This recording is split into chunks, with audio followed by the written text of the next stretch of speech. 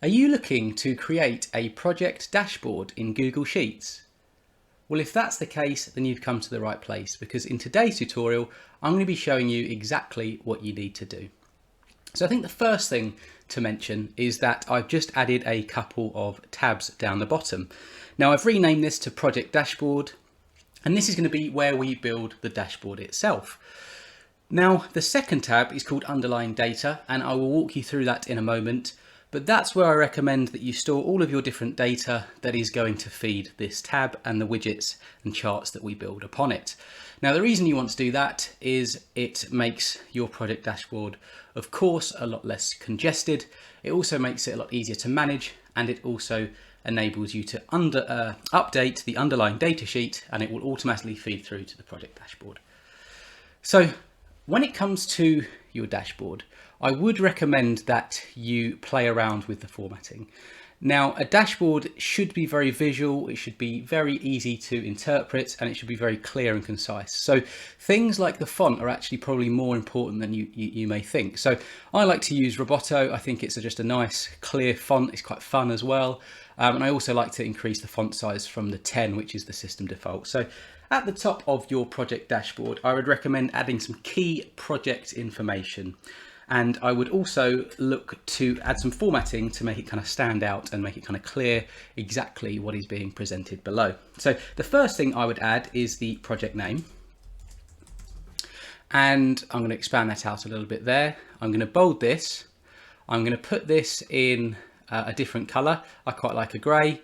And I'm also going to put a box here, or a border. So select the cell B2 and C2, and we're going to put a outer border around it, and that's going to create this kind of box-like effect. I'm going to select both of these, and I'm going to press Control and C on my keyboard and go to E2 and press Control and V, and this time we want to put in the project start date. Expand this out a little bit, and I'm going to move this as well, and we can bring that here, and we're going to make this a little bit bigger. Now here I've already got the copy in place, so I'm just going to press Control and V again, because we want that formatting that we've already set up, and that will save you a bit of time. And here we want to put overall status. I'll put overall project status just to make it very, very clear to anyone who does open this exactly what the status is. We're going to go Control V and what it's referring to. Now here we want to put overall progress.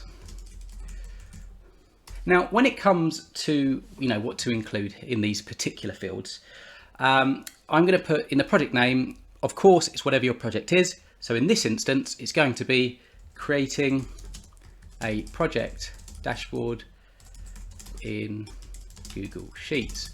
Self-explanatory. And you'll see that, get rid of that grammar little thing. You can see that, and that's just to check my spelling. So if I spell anything wrong throughout this, then this is going to probably go a little bit mad, and I don't blame it because my spelling can be terrible.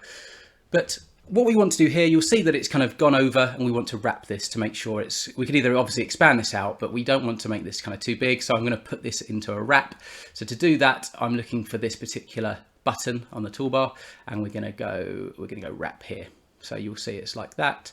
I will make it a little bit bigger. But and we'll also make this a 12. What I probably should have done is, if I select all of the cells up here, we are then going to put this into Roboto, and we're also going to put this into 12, and that will basically apply that formatting to every cell within the sheet. So I'm going to have to keep doing that basically. Bring this across a little bit. The project start date is going to be today. So you can probably tell by my accent I'm British, but I believe this is set up in kind of the American dating format. So hopefully that's gone in correctly. But this Grammarly thing is very annoying. Do bear that in mind if I do get some of the dates wrong in this video. It's just an example to show you what to put in there.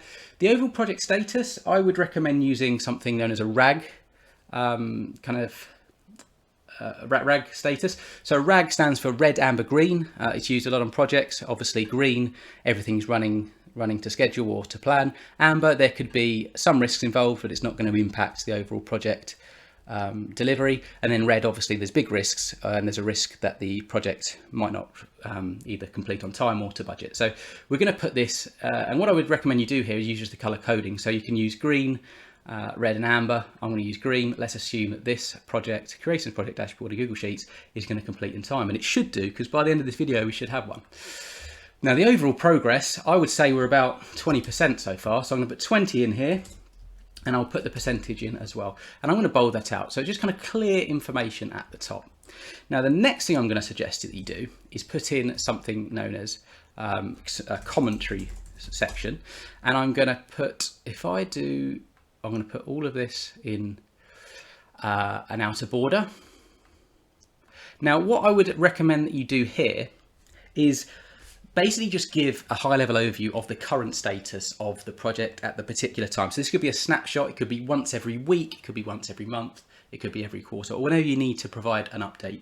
But as an example, I'm going to do something like, I'm going to just enter an example comment. So today, the project kicked off and all of the stakeholders were notified. That's just going to be my my example commentary, but it just gives anyone opening up the dashboard just a bit of insight into you know, what's going on here, and it's a good place to just call out some high level information as well. So we've got our commentary, so it's all looking really good. Now the next bit is when we actually build our dashboard itself. Now I'm suggesting that you use an underlying data sheet, and I have actually prepared a little bit ahead of time to save you having to watch me build all of this out. So these are the different aspects and elements to our dashboard that we're going to add, and I'm going to walk you through each one, and by the end we'll have a project dashboard that kind of gives an overview into the project budget, some of the tasks, some of the risks, and some of the issues as well. So I'm going to start off with the budget. So we go into our underlying data tab. Now this is the type of thing that you can build out yourself. I'm also going to drop a link in the description below if you wanted to download this particular sheet, or I should say this whole workbook. It will include the completed project dashboard as well. So if you wanted to get this from the outset, you could, and you wouldn't need to build this yourself. So do bear that in mind. But if you did want to kind of create your dashboard yourself, then you can follow along for the rest of this video. So when it comes to the budget, I've suggested that you use a planned and an actual. Obviously, a lot of projects are kind of assessed in that kind of way. And what I've done here is, if you have a little closer look, I've broken down the budget by quarters. So we've got January through to March, April through to June. Sorry, I'm working out the quarters in my head. July through to August, or I should say September. See, didn't work it out there. And October through to December. So you could do that. You could also do January, February, March. You could do every month if you wanted. And then obviously you'd be putting into these respective cells the planned budget against the actual. And that basically gives you the ability to showcase, is your project running to budget? So you could build this out. And as I probably should have mentioned before, what I've done here, and I'd recommend doing it, is just putting different data in different kind of tables and using the grey and the bold just to differentiate it, put it into different columns. So I've obviously got kind of a column kind of approach here. And the reason I do that, it just makes data very, very easy. And then when it comes to updating, so you know we're gonna have our budget here, then you can just go into this section and update it, and you know where you need to update the numbers. So I would bear that in mind. Now, this project dashboard is going to be driven by charts. So in order to set up charts in Google Sheets, what you're going to do is you're going to select the data, and we don't need to include this, by the way. We're just going to include the data below. So I've gone from B3 through to F5. We're going to go insert, and we're going to go chart. Now, the chart that we're going to want to use, I think that kind of displays this data most perfectly for our dashboard, is going to be a line. So what I did there is I insert.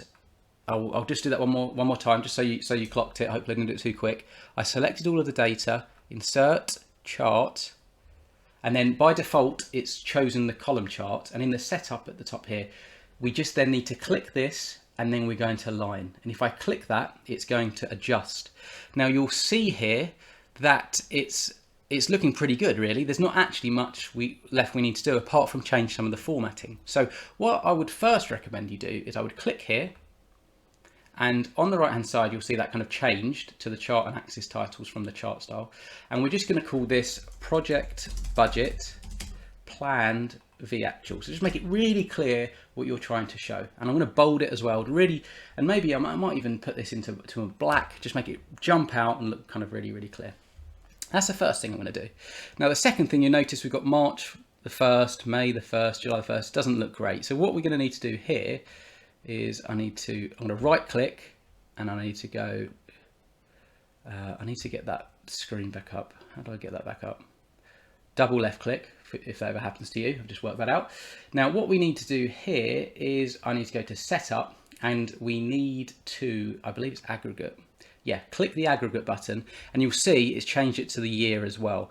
And then when you look at the planned versus the actual. So it's kind of clear from the outset that this project exceeded the planned or anticipated budget for pretty much every quarter of the year, bar April. So this project is not running to budget. That's what this is showing me. It should show your stakeholders that as well. So the other thing you can really do at this stage, it's nearly complete. I'm not going to hold you too much longer on this, but you can customize it. So you can change things like, you know, you could change the colors if you wanted. I actually like blue and red, so I'm not going to change that, but you can, you know, you can change things. You can add data labels here. You know, you can change the legend. You've got loads of different options, and all you would do is you would just run through the customizer on the right hand side, and you just run through each of these different ones, and then you would basically select what you wanted. And once you're done, I'm done now. Select this, Control C, go back into your project dashboard, Control V. And then we just need to drag it into position. So you'll notice I've still got the grid lines, and I will be getting rid of those at the end, but I would recommend you keeping them in place just for now. And the reason why is because it just makes, you know, you can align it a lot easier. I find it a little bit easier for the formatting from the outset. So that's what I would suggest you do, and I'll show you how to remove that at the end. So now we go back into the underlying data. We don't need this anymore because it's a copy. So if I go back into the dashboard, it's still there. Fantastic. And if I started changing these numbers, then this should update as well. That's the beauty of this dashboard, and that's why I recommend you build it the same way. So that's the project budget. Now, one other thing you could do on the dashboard itself, and this is quite nice, and you know, you could do some free text as well on the dashboard itself.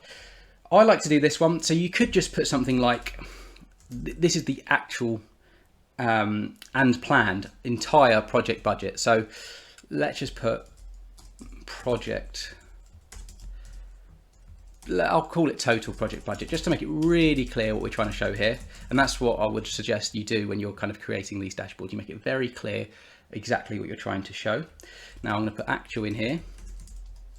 So our actual budget for the, actually no, I should do planned first. I'll do planned. I'll put planned at the top actually. So our planned budget for this project, obviously to build a project dashboard in Google Sheets does not cost this kind of money. These are all just sample numbers, and you'll need to plug in your own as well. So do bear that in mind. But let's say the planned budget for building a dashboard in Google Sheets was 500,000. That's for the entire year. So obviously a lot.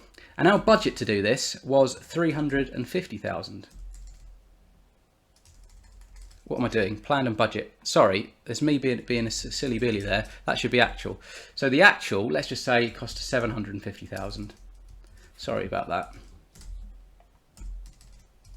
So here you can see there's a discrepancy. It cost us 250,000 more than what we planned. So here, what you can do is you can work out the percentage difference between the two numbers, and that just gives another indication as to the difference in your actual versus planned. Now, I must admit, I struggled to get the formula correct, so I did actually pause the video there, you might have noticed, but this is what we essentially need to do. So in the interest of time, you might want to pause this video perhaps and have a look at this. Otherwise, I'm just going to put the number in just so we can move on. I don't want this video to go on for too long, but this is essentially the percentage difference. You know, it costs 50% more than we actually planned. So what I'm going to do now, just to finish this section off, I'm going to bold this.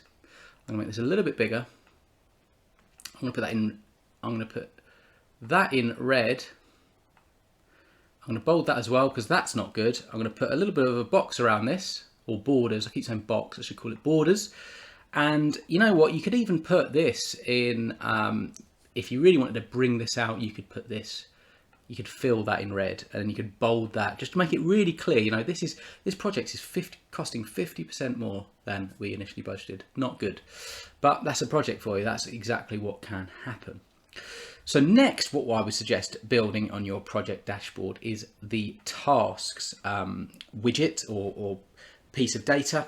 And what I've done here is I've just added some key bits of information you might want to track. So I've included some particular employees or individuals responsible for such tasks.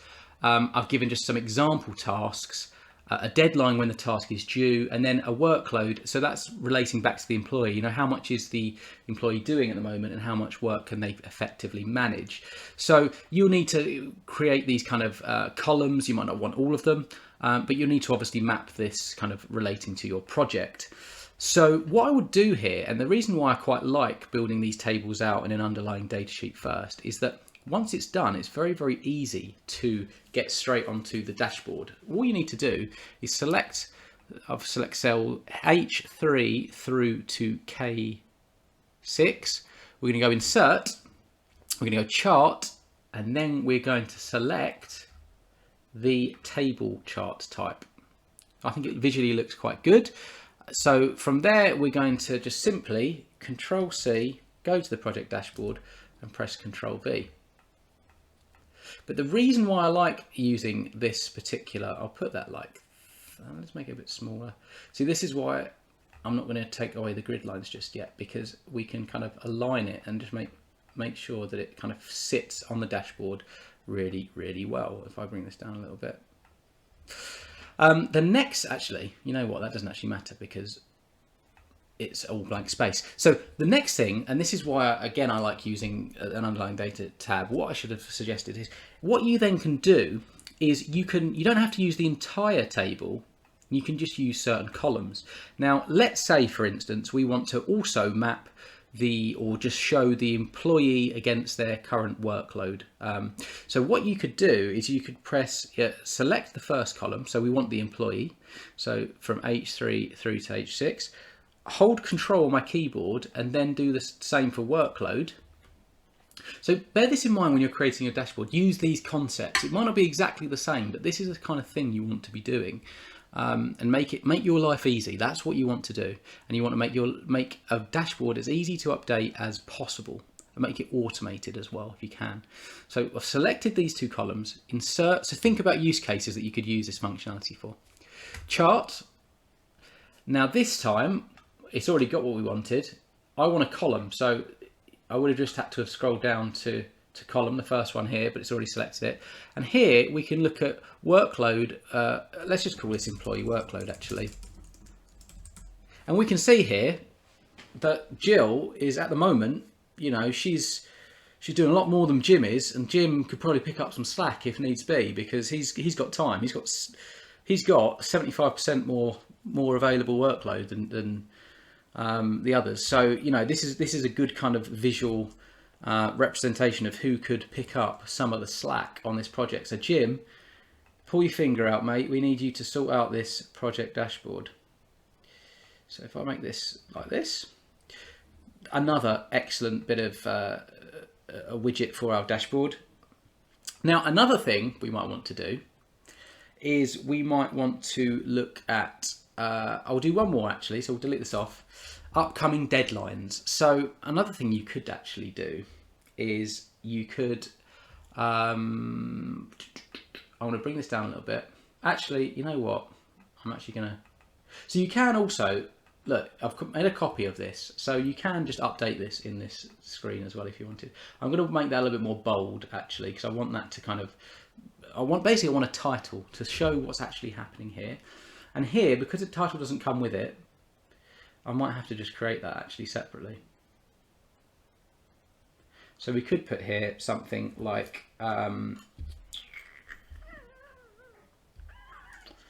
let's call this overdue tasks. Now, the reason why I'm going to suggest that is because if I go back into here, you could essentially do another table and just call this, you could call this, say, like upcoming tasks. And then you could call this overdue tasks. And in this particular table, you could, put anything in the future. So this deadline could be anything after the 22nd of June. And this one could be anything that come before the 22nd of June. So if I go back here, let's just quickly get that on the dashboard. Let's get this down. So if I delete this off, so I'm just going to change some dates. So I'm going to keep all the tasks the same for the interest of time. So upcoming, so let's just say this is going to be, I don't know, here. It's all in the future. It's all, bang. Now, in the past, workload might not even apply to that. So let's say the deadline is in the past. So let's say it was, what's going on here? Why is that? Oh, well, June. Let's just put May, random dates. I don't know what's going on there. Let's just do, let's just do, right. Okay, you get the idea. Here, we'll go here, insert, chart. And that's why I recommend the underlying data tab as well, because you can do things like I just did there, create a whole new table and quickly create a new chart, rather than having to do it kind of manually in the project dashboard and perhaps messing up the original. So we're going to do that. Obviously we need this. We're going to go Control C. We're going to go in here. So there's my overdue. These are all my overdue tasks. And we're going to do one for, delete this off. We're going to do one, upcoming, Control C, Control B, overdue tasks. And then we're just going to go again, insert, chart, change to you. Right, bring this up here, Control C, back in here. Oh, what have I done there? Control Z to undo, Control V. Oh, I didn't, if I go data range, you know what, I need to do that again, because as you'll see, I didn't include the column headings. Easy mistake to make. So insert, chart. Sorry, I'm mindful of how long you've been watching already, so I don't want to keep you too long. You've got dashboards to create, don't you? So Control C, Control V. Right, select that, get that up here. Lovely. And then the last thing we need to do quickly here is we need to bring that in, make that aligned. So we're shaping up nicely here. So the other last thing I would like to quickly just, suggest you add to your dashboard are your project risks and issues. And you might have seen this already here. You might have already seen this on the right hand side.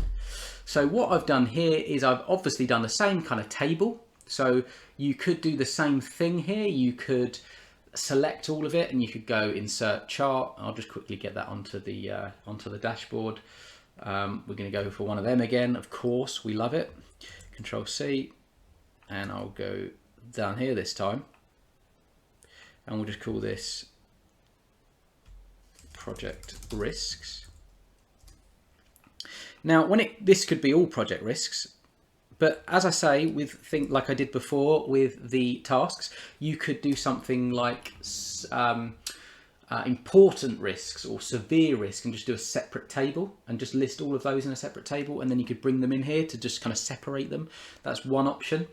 But one other thing I like doing here is you can showcase risks in like a visual representation of their probability or impact or severity. So I'm going to do severity. So in order to do that, I would suggest making kind of one more table at the bottom. And if I just go, let's go, we'll do this. Let me just copy this first. And we're going to say risk severity score. And we don't need that. We don't need that. We don't need that. We don't need that for now. And we're going to put high, medium, and low. So let's say we've got, no, that's ridiculous. 5 risks that are high, 3 that are medium, and 6 are low. So what you would do is you'd create this little table. Let's just sort the formatting out because that is going to annoy me. It shouldn't, but it does. Put a little bordering around that. And then what you would essentially do is you would just select all of this, and then you'd go insert, and then you would go chart, and then you would go to, I like the donut. The donut's fantastic. And here we go, we can see the risks against their severity score. And I've spelt severity wrong. I knew I was going to spell wrong at some point, severity. And that hasn't updated there, so I'm going to have to go in here. But you get the, I can't spell severity for love nor money here. So updated there. So here we go, we've got an overview of the risk severity score. In fact, we should probably just, if I double click this, we probably don't even need, we just need that. But you see what I'm doing here, and you could do this for issues as well. You could do kind of an issue severity score. You could do risks that, you know, you could do a count on risk with high probability. You could do a count on risk with high impact. You get the idea. All we're trying to do here is we're trying to show data in a visual way that kind of makes sense to stakeholders. So in this example, we are showing all of the risks. You know, someone can come in here and think, we've got 5 risks that are high, they need looking at. And from there, then they could come into the underlying data sheet. You know, it's not perhaps all in the way on the dashboard itself. They could come in here. You could even do new sheets that kind of, you know, for attention of, or, you know, you could do a whole risk sheet and tab at the bottom, and it just outlines, you know, you have a whole risk register and it has all the highs for further information. So that's what your dashboard is doing. It's just a frontal face to all what's going on. It's high level, it's all the main KPIs, and underneath is where all the big important information is. So I'm just going to put this on the dashboard and we're going to wrap up this video.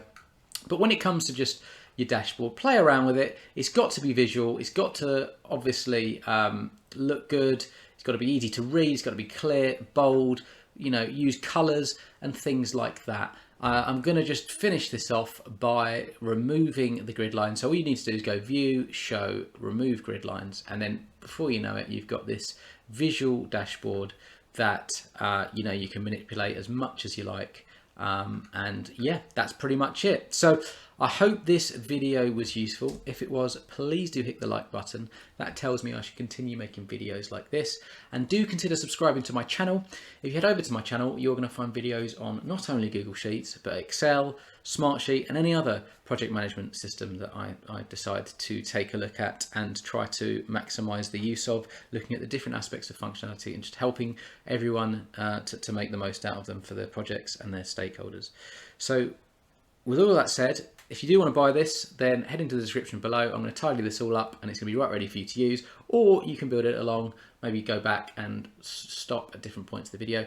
But having said all of that, I hope you have an excellent day.